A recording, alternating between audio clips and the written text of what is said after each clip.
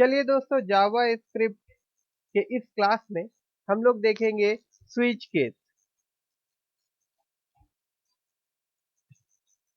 तो दोस्तों, switch case क्या होता है मैं आपको समझा रहा हूँ। देखिए, सबसे पहले एक वेरिएबल हम लेते हैं और उसके बाद मैं यहाँ पे लिख देता हूँ कोड।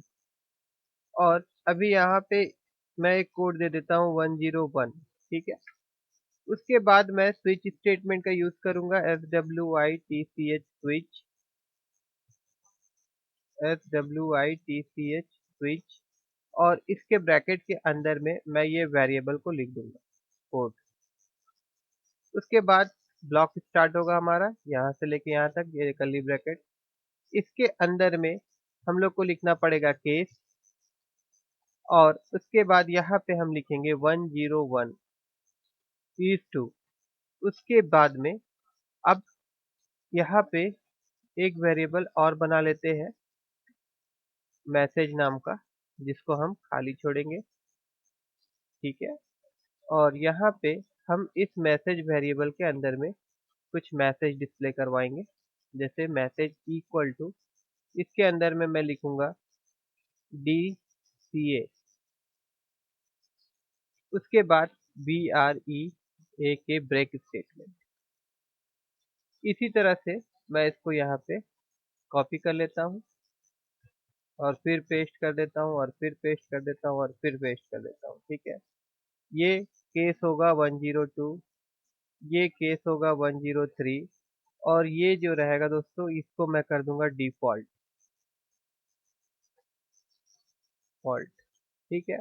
और डिफॉल्ट में यहाँ पे लिख दूंगा नॉट इन द लिस्ट। ठीक है। अब हम इस प्रोग्राम को एक बार रन करते हैं। ये तो पहले से यहाँ पे इसको रन कर लेते हैं एक बार प्रोमो में। इसको रिफ्रेश, देखिए यहाँ पे क्या दिखा रहा है, आउटपुट हमारा DCA दिखा रहा है। ठीक है दोस्तों, अब देखते हैं ये काम कैसे कर रहा है। ठीक है। देखिए दोस्तों, स्विच केस में होता क्या है, ये एक स्विच हो गया। सोचिए, जैसे कि वेरिएबल अभी कोड का वैल्यू कितना है 101। ठीक है। तो ये कोड में ये हो गया स्विच टू 101। ठीक है। अब केस 101 में हम लोगों ने क्या मैसेज के अंदर में स्टोर किया था, डिस्प्ले। और ये मैसेज वेरिएबल हम लोग कहाँ पे लिखे हैं, यहाँ पे लिखे हैं document dot gate element by ID output. Output जो है वो किसका आईडी है, ये div एलिमेंट का आईडी है। और डॉट इनर एचटीएमएल का प्रयोग करके हम लोग क्या करते हैं, ये जो वेरिएबल का वैल्यू है, इसको इस div के अंदर में हम लोग प्रिंट करवा रहे हैं, है ना। तो जिस कारणवश ये DCA दिखा रहा है। अच्छा, और एक चीज हम लोग गलती कर रहे थे कि DCA ही लिखे हैं और चेंज नहीं किए हैं। तो यहाँ पे मैं PGDCA कर देता हूँ और यहाँ पे मैं टैली कर देता हूँ, TALLY टैली। ठीक है। अब जैसे कि अगर हम 102 कोड देते हैं और उसके बाद फिर इसको रिफ्रेश करते हैं, तो देखिए 102 किसका है, आपका PGDCA का है। उसी प्रकार से अगर हम यहाँ पे 103 देंगे, तो आउटपुट में क्या दिखाएगा, टैली दिखाएगा। ठीक है, टैली।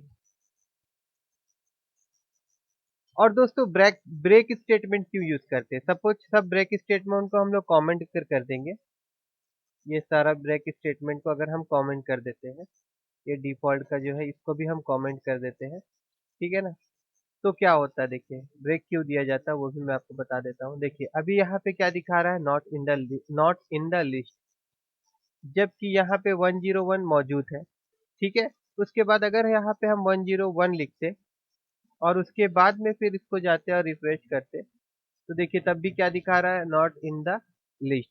तो दोस्तों, ब्रेक क्यों दिया जाता है कि जैसे ये कोड ये पढ़ेगा और पढ़ने के बाद में क्या होगा कि ये रुक, मतलब वो वहीं पे ब्रेक कर देगा स्टेटमेंट। जैसे केस 101 आया तो इसके बाद इसको बोलेगा ब्रेक, इसके बाद और आगे नहीं बढ़ना है। ठीक है ना। सब में वही काम होता है ब्रेक का, सब जगह वो ब्रेक स्टेटमेंट क्या करेगा, उसको वहां से ब्रेक कर देगा।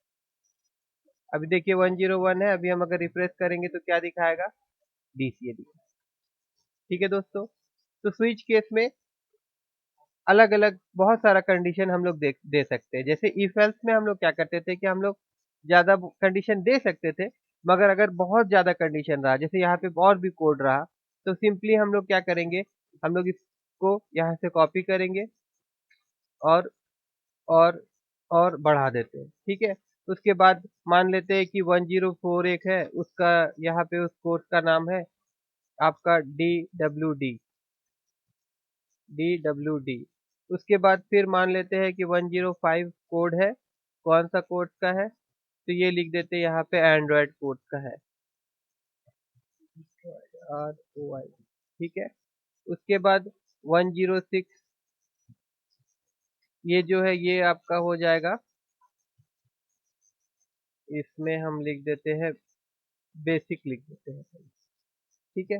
तो अब क्या हो गया, इतना सारा हो गया, और यहाँ पे अगर मैं चेंज कर दूंगा, जो भी कोड जो कोर्स देखना रहेगा उस हिसाब से हम लोग इसको यहाँ पे देख सकते हैं। अब एंड्रॉयड दिखा रहा है, और एंड्रॉयड में क्या दिया था हम लोगों ने, 105। ठीक है दोस्तों,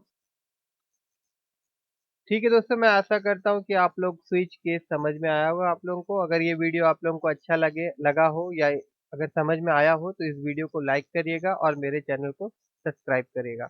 और अगर नहीं समझ में आया है दोस्तों, इससे रिलेटेड कोई भी क्वेश्चन है, तो आप कमेंट के माध्यम से मुझसे पूछ सकते हैं।